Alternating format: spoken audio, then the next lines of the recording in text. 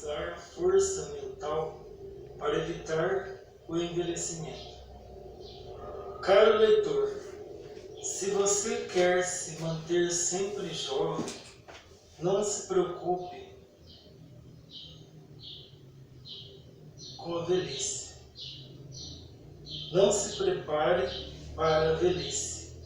O próprio ato de preparar-se para a velhice apressa o envelhecimento. Como disse Jó, aquilo que tememos sobrevém a nós. O medroso que fica imaginando um acontecimento nefasto e se preparando para enfrentá-lo, acabará atraindo esse fato temido.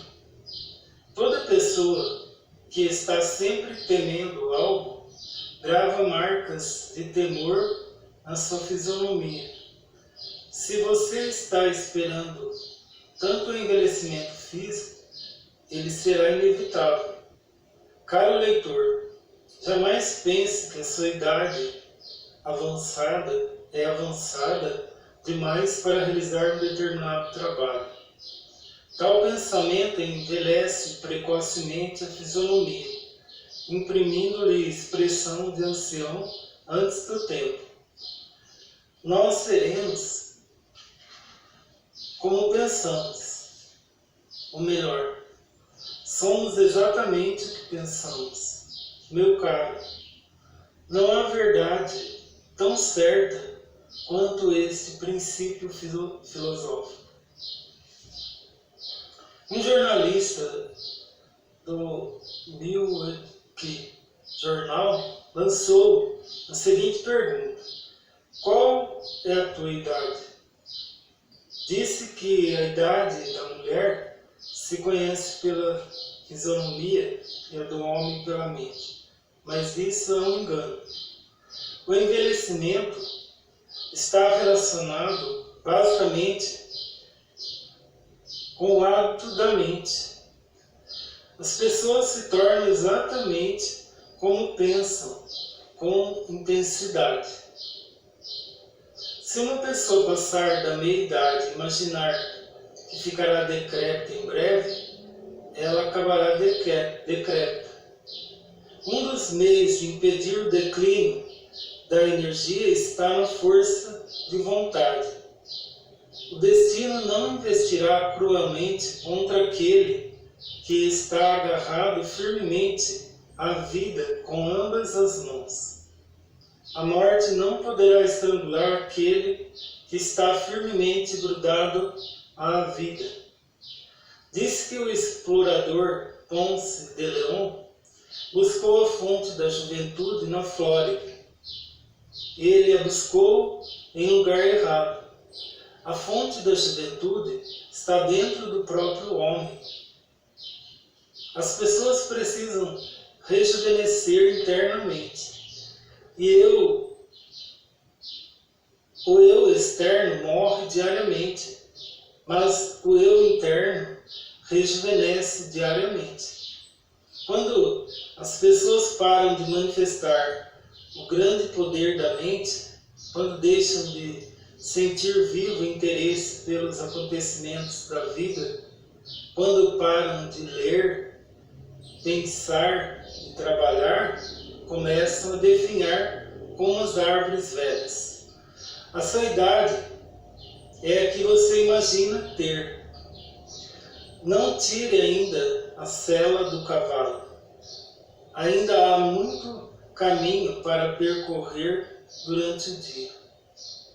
Oliver Wendell Holmes diz em seus versos: o sol ainda está alto, companheiro. Viagem incansável em busca da verdade. Não sei a idade, mas que vigor! O vigor que aumenta com o tempo. Se você quer ter longa vida, ame o seu ofício e continue amando sempre. Não pare de trabalhar aos 50 anos, alegando declínio da vitalidade ou necessidade de repouso. Se preciso, goze férias, mas não abandone totalmente o trabalho. Onde há amor ao trabalho, há vida, a fonte da juventude.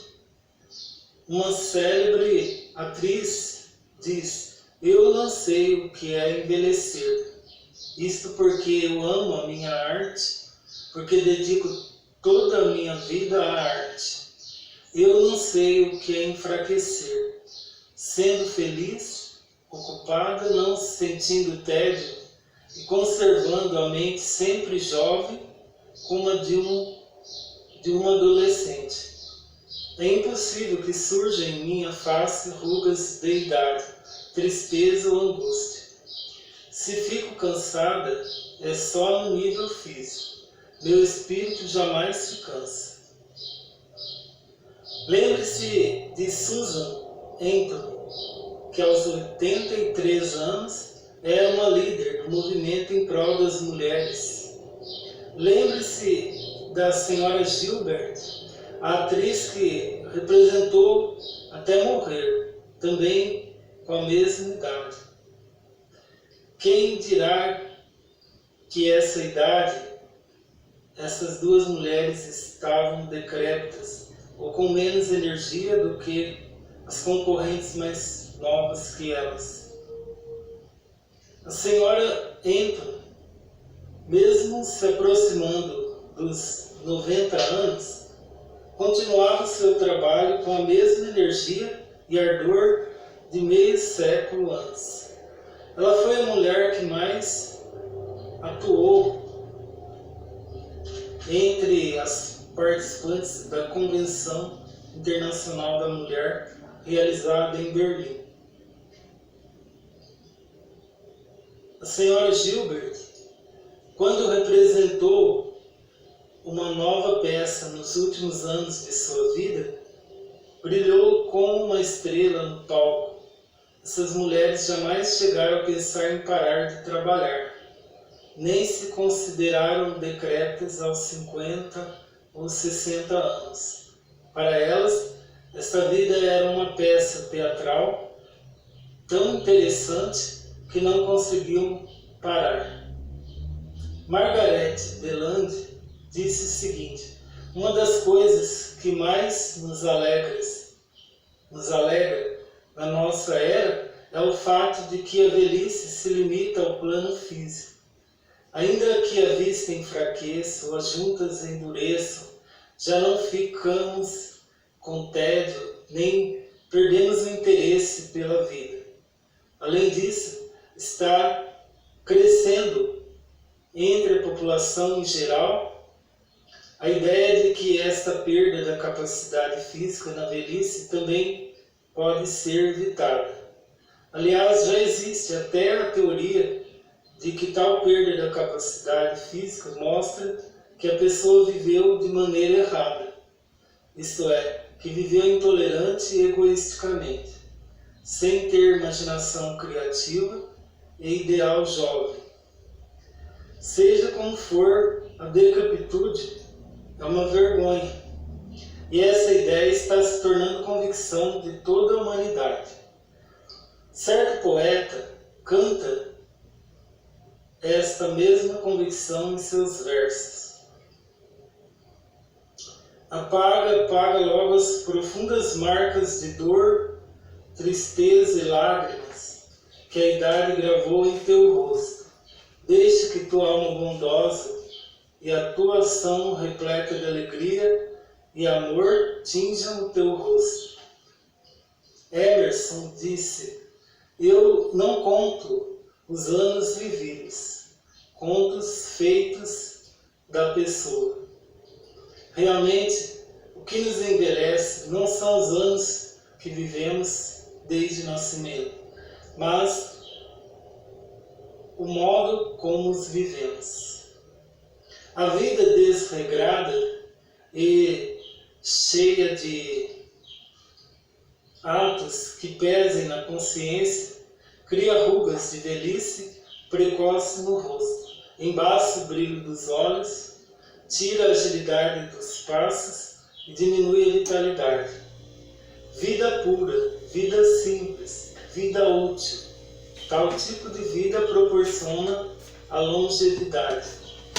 Caro leitor, o que desgasta a vida e envelhece muitas pessoas aos 40 anos é a vida de aflição, atormentada por vaidade e ambições vãs e desonestas.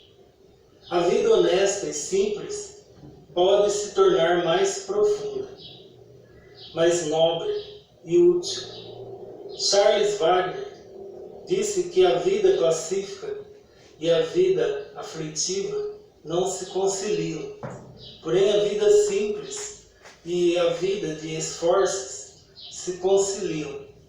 Ele explica em seu opúsculo Vida Simples como a energia é desperdiçada por causa das aflições, quando poderia ser útil se fosse concentrada. Ele enfatiza que as aflições de nossa mente consomem nossa energia, que, se utilizada corretamente, produziria resultados valiosos. Há mais de 10 anos, aconteceu no Hospital de Londres, considerado um dos melhores do mundo, um fato realmente singular que mostra como a mente possui o poder de rejuvenescer o corpo. É a história de uma jovem mulher que enlouquecera por causa de um namoro desfeito. Ela perdera totalmente a noção do tempo. Por mais que o tempo passasse para ela, todos os dias eram o dia em que ela se separou do namorado. Mesmo com mais de 70 anos, ela ficava todos os dias estacada junto à janela do seu quarto, esperando a visita do namorado. Aos olhos dos outros, a fisionomia e o corpo dessa mulher eram de uma jovem de 30 anos. Um médico norte-americano que foi à Inglaterra testemunhou esse fato. Ela não tinha um fio de cabelo branco, uma ruga sequer, e em nenhum aspecto apresentava o menor sinal de velhice. Sua pele era lisa como a de uma menina. Como ela não imprimia a passagem do tempo na sua mente, continuava com o corpo da jovem que fora 60 anos atrás. Ela não contava a idade, nem sentia receio de envelhecer. Vivia como há 70 anos atrás, quando o namorado a deixara. Esse estado mental regia o seu estado físico. Somente se concretizou em seu corpo e o mantinha jovem. Se você, apesar de ter vivido apenas 50 ou 60 anos, desde que veio ao mundo, já começa a ficar senil ou a perder a força mental, está decepcionando aquele que lhe deu a vida. Você é vivificado pela grande vida, que é eterna. Então, não seria natural você manter a vigorosa juventude enquanto viver? Mesmo que sua fisionomia comece a envelhecer, isso nada tem a ver com o vigor de sua vida. Mesmo que os cabelos brancos aumentem, mesmo que sua pele apresente rugas, isso não diminui absolutamente o vigor de sua vida em si. A tendência da força mental é crescer incessantemente. A força mental aumenta com a idade. A sabedoria baseada em muitas experiências e a força mental equilibrada não são as únicas provas de que o homem viveu longos anos. O que caracteriza o homem que viveu muito tempo neste mundo não são a debilidade e a inutilidade, a força, a beleza, a grandeza, e a complexa riqueza de experiências da vida são as características dos idosos. Se você acreditar que 60 anos representa a velhice, terá o físico correspondente a essa crença. Seu pensamento se manifestará na face e no corpo. Será como pendurar na mente uma placa que diz velho. Acreditar nela piamente e tornar-se exatamente como essa placa diz. O corpo é realmente o indicador da mente. Se ao contrário, você acreditar que as células do seu corpo se renovam constantemente, tiver firme convicção de que a eterna juventude, a vivacidade, a saúde e a jovialidade são as suas características inatas, a decrepitude não poderá atingir você. Se você pretende conservar para sempre a juventude, deve evitar ao máximo os inimigos que a aniquilam. Dentre esses inimigos, os maiores são a preocupação com a idade e a perda de interesse pela vida ao seu redor, principalmente pela vida dos jovens e pelos divertimentos deles. Quando você não tiver mais ardorosa esperança ou ambição da juventude, quando perder o entusiasmo que tinha na mocidade, quando não tiver mais vontade de brincar e se divertir com as crianças, estará confessando que você está realmente ficando senil, que somente está se enrijecendo, que a vivacidade da infância está escasseando. Caro leitor, procure conviver com crianças. Não há meio mais eficaz de conservar a juventude do que o convívio com crianças. Quando o homem não está no caminho correto da evolução, sua vitalidade escasseia precocemente. Tudo que se desvia do normal é prejudicial. Um sentimento excessivamente forte, ainda que seja de alegria, prejudica a saúde. O egoísmo ocorre quando a vida está fora do caminho correto da evolução. Pois uma vez que todas as vidas são uma, por estarem ligadas à grande vida, se uma é particularmente egoísta, podemos dizer que ela está se desviando do seu caminho verdadeiro. Por isso, aquele que é dominado por sentimentos egoístas vive sempre temeroso e apreensivo, em maior ou menor grau, precavendo-se contra ataques externos. Aquele que está sempre prevendo algum ataque externo imobiliza a mente e faz com que o cérebro perca a flexibilidade, atrofiando os neurônios. Somos altruístas por natureza. Em linguagem mais fácil, nascemos para fazer o bem aos outros. Quando praticamos o bem e conseguimos que os outros fiquem contentes, sentimos felizes.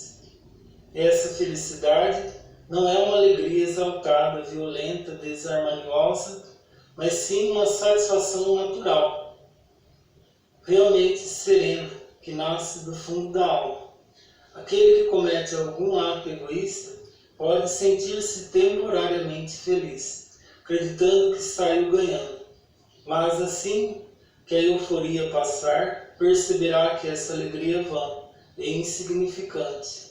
Sentir-se invadido por inexprimível sensação de vazio e de desolação, dia e noite, e não conseguirá deixar de se lastimar. Isso, sem dúvida, é a punição que recebe pelo egoísmo, porque esta atitude contraria a natureza da vida. A nossa vida se revolta instintivamente contra os sentimentos egoístas, desdenha instintivamente os atos egoísticos, e não consegue evitar o sentimento de desprezo por aqueles que os cometem. O egoísmo não gera saúde, não gera paz espiritual, não gera sensação de felicidade. A maioria dos ricos dificilmente conseguirá alcançar felicidade através daquilo que possui, enquanto não empregar verdadeiramente a sua riqueza em prol da felicidade dos semelhantes, pois será constantemente perseguido pelo temor de perder a qualquer momento todos os seus bens em virtude de doença, mudança na economia, etc. Todo temor ou aflição da mente encurta a vida e conduz ao envelhecimento precoce. Enquanto você pensar na sua idade, mantiver-se teimoso, ficar com a mente presa a algo, odiar ou invejar os outros, não poderá evitar o envelhecimento. Se você não impedir que esses inimigos da juventude penetrem no reino da sua mente, não poderá manter para sempre o vigor físico do jovem. O pensamento flexível, como os brotos de uma árvore, rejuvenesce a vida. O pensamento irredutível, inflexível e obstinado interrompe a evolução da vida. A vida, quando não evolui, envelhece. É preciso escolher ou a evolução ou o envelhecimento. Muito obrigado.